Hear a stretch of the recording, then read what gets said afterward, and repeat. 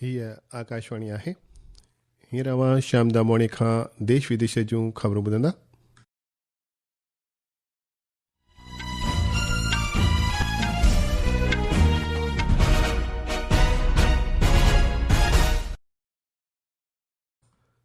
सभ खां अवल अहम ख़बरूं।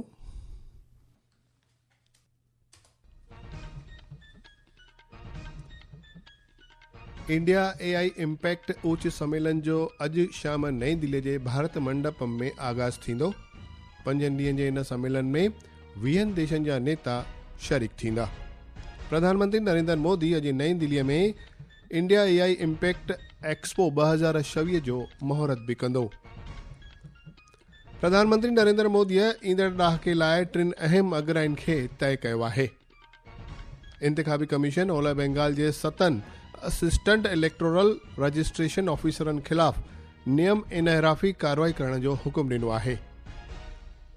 गुजरात विधानसभा जो बजट इजलास अॼु गांधीनगर में गवर्नर आचार्य देवव्रत जी दस्तूरी तक़रीर सां गॾु शुरू थींदो। ऐं रांदियुनि में ICC T20 विश्व कप क्रिकेट जे हिकु दिलचस्प मुक़ाबले में काल्ह राति भारत पंहिंजे क़दीम रक़ीब टीम पाकिस्तान खे 61 रन्सुनि तां शिकस्तो कयो। ख़बरूं विचूरवार ॿुधंदा।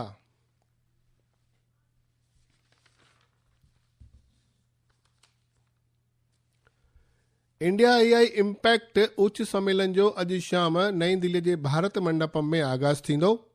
5 ॾींहनि जो इहो सम्मेलन कंहिं विकासशील मुल्क में मुंतज़िम थींदड़ पहिरियों आलमी AI उच्च सम्मेलन आहे। कार्यक्रम में 20 देशनि जा नेता शामिल थींदा।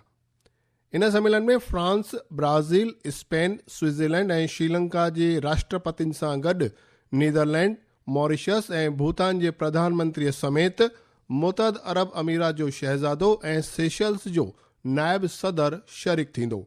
पेश आहे हिकु अहवाल। इंडिया AI इम्पैक्ट सम्मेलन 3 मुख्य स्तंभों या सूत्रों पर आधारित है। लोग, पृथ्वी और प्रगति। ये तीनों मिलकर AI पर वैश्विक सहयोग की दिशा तय करते हैं।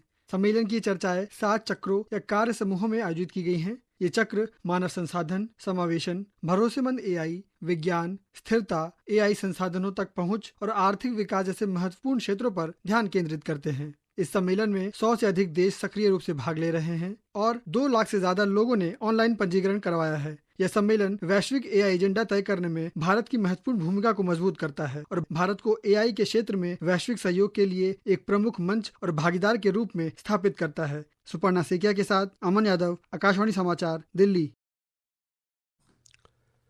विदेश वज़ीर जणायो आहे त इन सम्मेलन में 45 खां वधीक देशनि जा वॾेरा उच्च सतही एवज़ी मंडल शामिल थींदा। तंहिंखां सवाइ मुतहद जमायत सेक्रेटरी जनरल ऐं घणनि ई अंतर्राष्ट्रीय संगठननि जा बर्ख अमलदार बि सलाह मसलत में बहिरो वठंदा। प्रधानमंत्री नरेंद्र मोदी अॼु नई दिल्लीअ में इंडिया AI इम्पैक्ट एक्सपो 2026 जो मुहूर्त कंदो। 5 ॾींहं जारी रहंदड़ इन नुमाइश जो आयोजन इंडिया AI इम्पैक्ट उच्च सम्मेलन सां गॾु थी रहियो आहे। इन एक्सपो में ऑस्ट्रेलिया, जापान, रूस, Britain, France, Germany, Italy, Netherland, Switzerland, Serbia, Estonia, Tajikistan ऐं अफ्रीका समेत 13 मुल्कनि जा मंडप मुलविस रहंदा। प्रधानमंत्री नरेंद्र मोदीअ ईंदड़ ॾहाके लाइ 3 अहम अग्रहिनि खे तय कयो आहे, जंहिंमें वधीक ढांचेवार सुधार, नई वीचारधारा जी हौसला अफ़ज़ाई ऐं आसान हुकुमरानी इंतज़ाम जो ज़िक्र आहे। श्री मोदीअ चयो आहे त मरकज़ी बजट जो खयल क़दम मजबूरी खां न, यानी अभी नहीं तो कभी नहीं न वारो लम्हो कोन्हे, पर तयारी ऐं प्रेरणा सां गॾु मुतासिर हम तैयार हैं वारो लम्हो आहे। श्री मोदीअ महिलाउनि खे ख़ुदि मुख़्तियार बणण लाइ चयो आहे त सरकार जूं केतिरियूं ई योजनाऊं औरतुनि खे ख़ुदि मुख़्तियार बणण जे ॾिस में अहमियत भरे कार्य करे रहियूं आहिनि। ही ख़बरूं तव्हां आकाशवाणीअ तां ॿुधी रहिया आहियो। ही ख़बरूं तव्हां असांजे YouTube channel air news Gujarat ते पिणु ॿुधी सघंदा आहियो ऐं वधीक ख़बरुनि लाइ तव्हां असांजी वेबसाइट newsonair.gov.in ते राब्तो करे सघो था।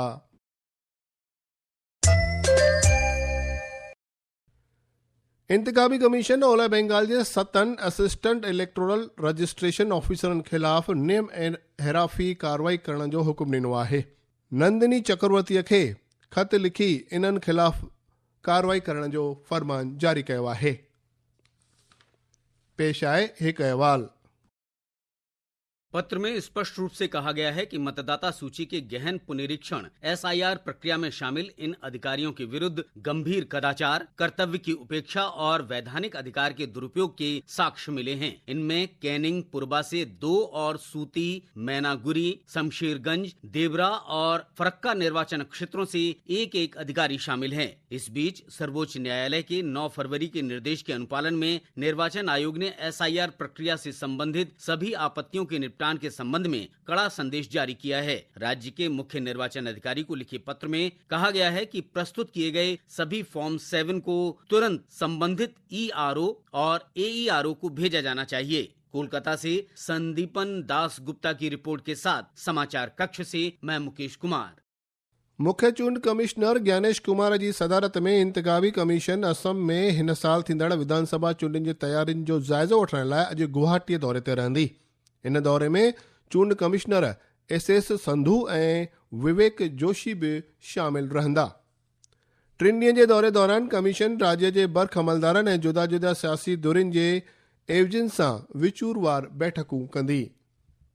सेना वडेरो जनरल उपेंद्र द्विवेदी अॼु खां 4 ॾींहनि लाइ ऑस्ट्रेलिया यात्रा ते रहंदो। रक्षा वज़ीरात ॼाणायो आहे त यात्रा जो मक़सदु भारत ऑस्ट्रेलिया रक्षा साथ सहकार अञा वधीक मज़बूत करणु ऐं ॿिन्ही मुल्कनि दरमियान आपसी तालमेल खे वधीक पुख़्तो करण जो आहे। इन दौरान सेना वडेरो ऑस्ट्रेलियाई रक्षा अमले जे बर्ख अॻुवानी सां वसीअ मज़ाकरात बि कंदो। गुजरात विधानसभा जो बजट इजलास अॼु गांधीनगर में गवर्नर आचार्य देवव्रत जी दस्तूरी तकरीर सां गॾु शुरू थींदो। माली वज़ीर कनुभाई देसाई 18 फरवरी ते साल 2026-27 लाइ राज्य जो बजट पेश कंदो। 5 मार्च ताईं जारी रहंदड़ इजलास दौरान विधानसभा जे नए नायब स्पीकर जी बि चूंड कई वेंदी। इजलास दौरान राज्य जे आतंकवाद रोक कानून में बदलाव समेत घणेई ज़रूरी बिल पेश कया वेंदा। सहकारी खेत्र में अहम सुधारनि ऐं फहिलियल योजनाउनि जो जाइज़ो वठण लाइ सुभाणे गुजरात जे गांधीनगर में सभिनी राज्यनि ऐं मर्कज़ी ज़ेर इंतज़ाम रियासतुनि जे सहकार मंत्रियुनि जी हिकु उच सतही बैठक मुंतज़िम कई वेंदी। इन योजनाउनि में मुल्क भर में सुझावी 2 लख नयूं सहकारी समितियुनि जी स्थापना बि शामिल आहे।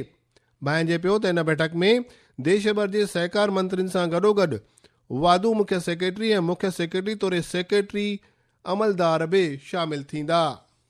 रांदियुनि ॾांहुं रुख़ कंदे ICC T20 विश्व कप क्रिकेट में काल्ह कोलंबो में खेॾियल दिलचस्प मुक़ाबले में भारत पंहिंजी क़दीम रक़ीब टीम पाकिस्तान खे 61 रन्सनि तां शिकस्तो कयो आहे। पेश आहे हिकु अहवाल।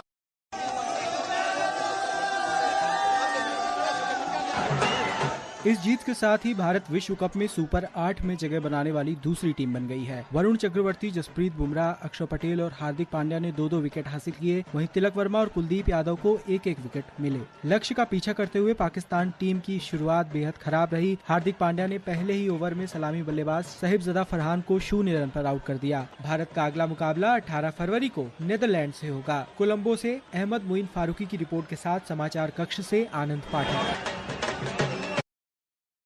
आख़िर में ख़ासि ख़बरूं हिकु बार ॿीहर ॿुधंदा। इंडिया AI इम्पैक्ट उच सम्मेलन जो अॼु शाम नई दिल्ली जे भारत मंडपम में आगाज़ थींदो। 5 ॾींहं जे इन सम्मेलन में 20 देशनि जा नेता शामिल थींदा। प्रधानमंत्री नरेंद्र मोदी अॼु नई दिल्लीअ में इंडिया AI इम्पैक्ट एक्सपो 2026 जो महूरत कंदो। प्रधानमंत्री नरेंद्र मोदी ईंदड़ ॾाके लाइ 3 अहम अग्रहिनि खे तय कयो आहे। इंतखाबी कमीशन ओलह बंगाल जे 7 असिस्टेंट इलेक्टोरल रजिस्ट्रेशन ऑफिसरनि ख़िलाफ़ नेम ऐं हेराफ़ी कार्रवाई करण जो हुकुम ॾिनो आहे। ऐं गुजरात विधानसभा जो बजट इजलास अॼु गांधीनगर में गवर्नर आचार्य देवव्रत जी दस्तूरी तकरीर सां गॾु शुरू थींदो।